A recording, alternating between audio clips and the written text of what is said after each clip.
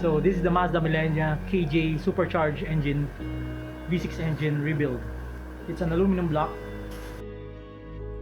So we honed the cylinder walls.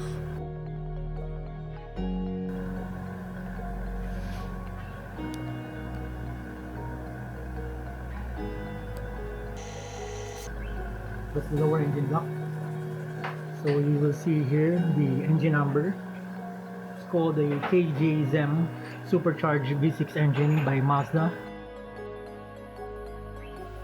There are corrosion marks here on cylinder 2. You will see here.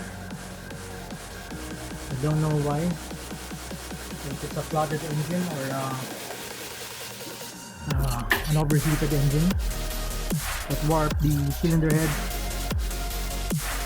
Even here at cylinder 3, there are corrosion marks. My cylinder 3 have very light corrosion marks. Unlike cylinder 1, you can feel by your finger the unevenness of the bore. So we also cleaned the coolant galleries here around the cylinder bore. It's so corroded before when we tore the engine down, and it's bad for the cooling system. It's heavily corroded.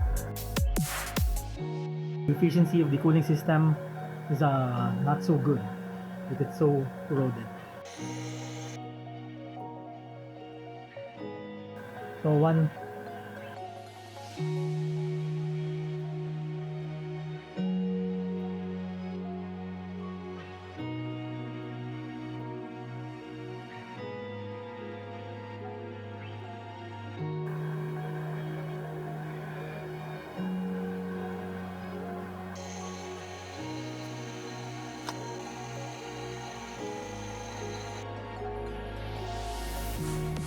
you will see here that the bearing has 3 holes for the oil feed.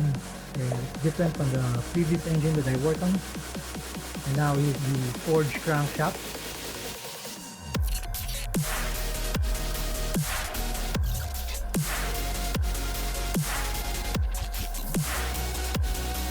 Galing, Japanese.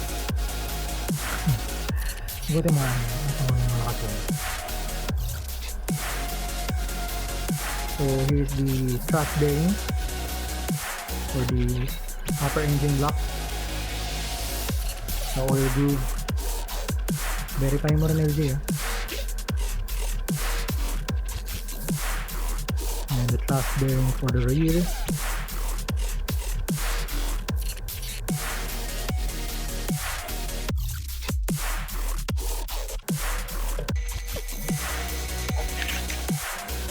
Parang hiniwala yung bakal dito.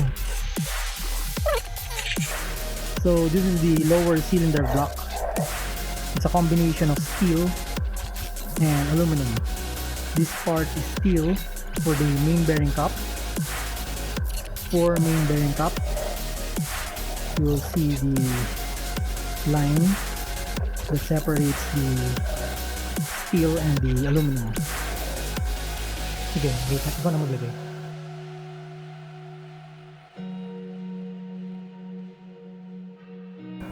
So the bearing for the main bearing number 4 is wider than the rest of the 3 bearings. So installing the lower cylinder block